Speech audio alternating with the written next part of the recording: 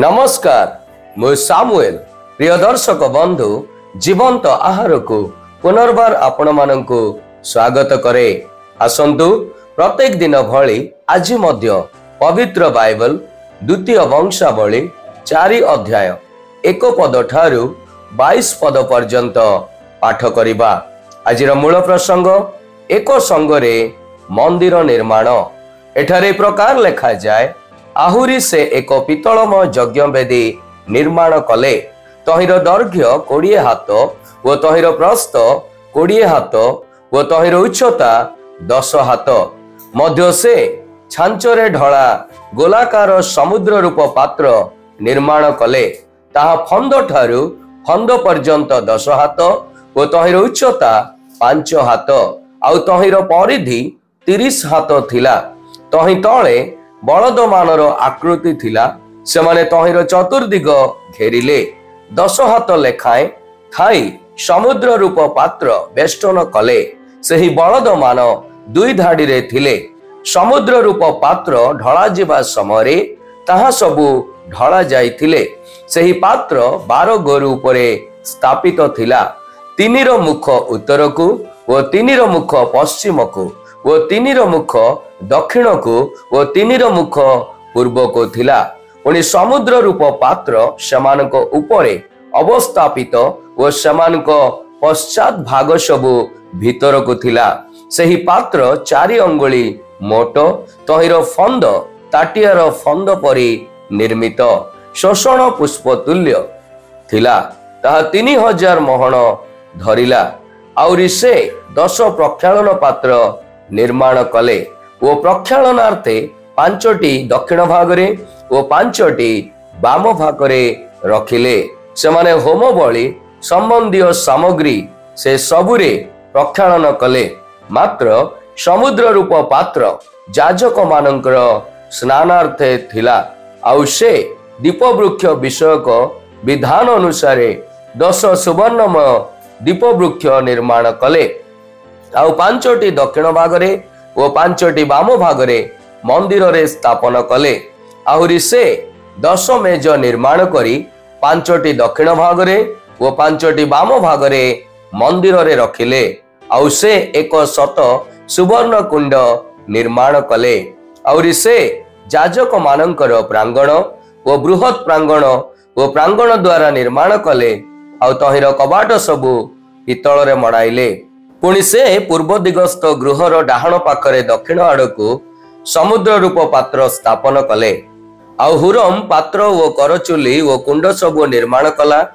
एही रूपे हुरम परमेश्वर गृह रे सोलोमन राजांक निमंते अपना करिबा कार्य समाप्त कला। अर्थात 2 स्तंभ ओ सही स्तंभ उपरिस्थ गोलाकार ओ 2 मुंडाली ओ स्तंभ उपरिस्थ मुंडाली रो 2 गोलाकार आच्छादनार्थे 2 जाली कर्म ओ सही 2 जाली कर्म निमंते 400 डालिंब।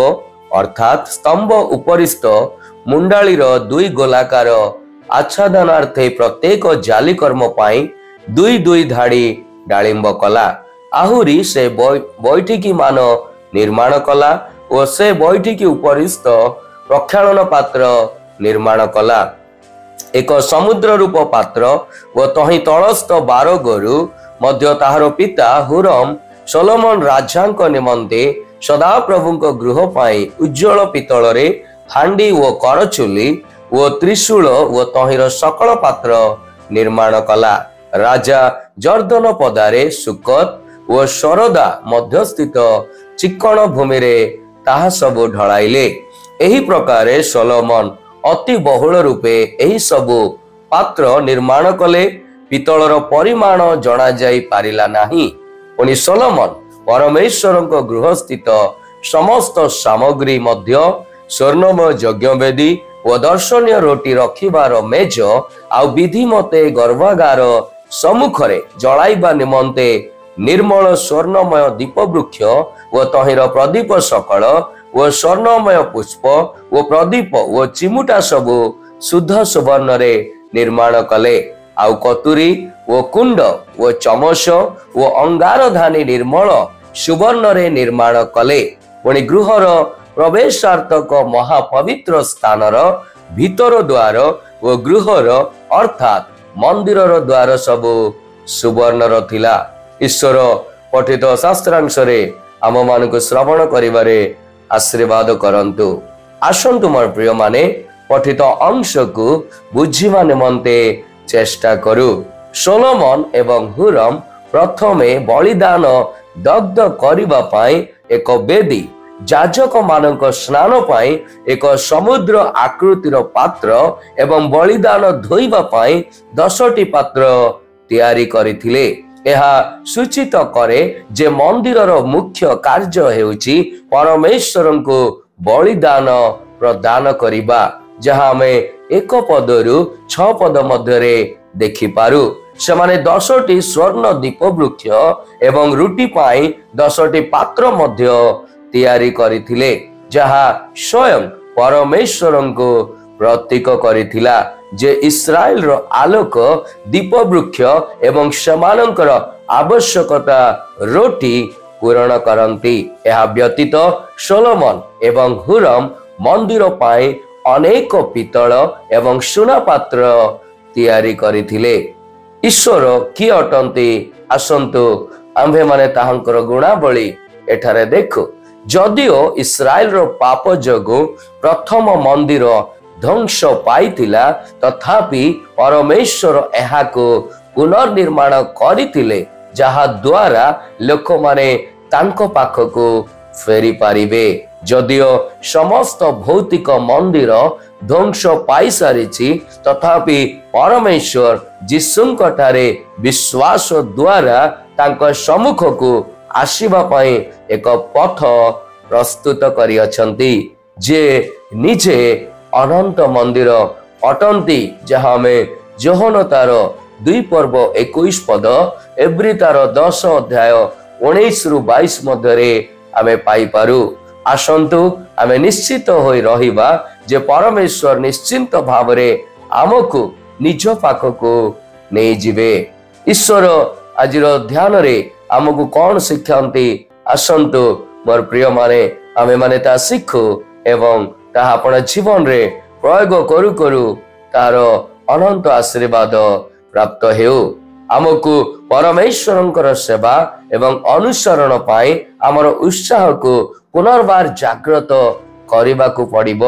ମନ୍ଦିର ନିର୍ମାଣରେ ସୋଲୋମନ ଏବଂ ହୁରମଙ୍କ ସମର୍ପଣ ସମ୍ଭବତଃ ଯେଉଁମାନେ ଏହାର ନିର୍ମାଣ କାର୍ଯ୍ୟରେ ଅବହେଳା କରିଥିଲେ, ସେମାନଙ୍କ ପାଇଁ ଏକ ନୀରବ ଭର୍ତ୍ସନା ଭାବରେ କାର୍ଯ୍ୟ କରିଥିଲା। ଆସନ୍ତୁ ଆମେ ଏହା ମଧ୍ୟ ପରୀକ୍ଷା କରିବା ଯେ ଆମେ ଆମ ସମ୍ପ୍ରଦାୟରେ ଏକ ଈଶ୍ୱରୀୟ ଉଦାହରଣ ସ୍ଥାପନ କରୁଅଛୁ କି ନାହିଁ, କାରଣ ଆମେ ପ୍ରଭୁ ନିର୍ମାତା ପରମେଶ୍ୱର ଆମକୁ ଦେଇଥିବା ଜ୍ଞାନ ଏବଂ ଉପହାର ସହିତ ପରିଚାଳିତ ହେଉଅଛୁ। ଈଶ୍ୱର ଆଜିର ଧ୍ୟାନରେ ଆମ ପ୍ରତ୍ୟେକଙ୍କୁ ଆଶୀର୍ବାଦ କରନ୍ତୁ। ଆସନ୍ତୁ ଆମ୍ଭେମାନେ ପ୍ରାର୍ଥନା କରିବା। ହେ ପ୍ରଭୁ, ତୁମେ ଯେଉଁ ଦାନ, ପ୍ରତିଭା, ଉପହାର ସଦୃଶ ମୋତେ ଦେଇଅଛ, ତାହା ଯେପରି ତୁମର ସେବା କାର୍ଯ୍ୟ ନିମନ୍ତେ, ଅନ୍ୟମାନଙ୍କର ମଙ୍ଗଳ ନିମନ୍ତେ, ତୁମରି ଗୌରବ ଏବଂ ମହିମା ପ୍ରକାଶ କରିବା ନିମନ୍ତେ ବ୍ୟବହାର ହଉ ହଉ ତୁମର ସେବାରେ ଆହୁରି ଅଧିକରୁ ଅଧିକ ମନୋଯୋଗୀ ହୋଇ ଅନେକଙ୍କର ଏବଂ ନିଜର ପରିବାରର ମଣ୍ଡଳୀର ଆଶୀର୍ବାଦର କାରଣ ହେଉ, ଏଭଳି ଦୟା କରନ୍ତୁ। ଯୀଶୁଙ୍କ ନାମରେ ଏ ପ୍ରାର୍ଥନା ମାଗିଲି, ଆମେନ୍।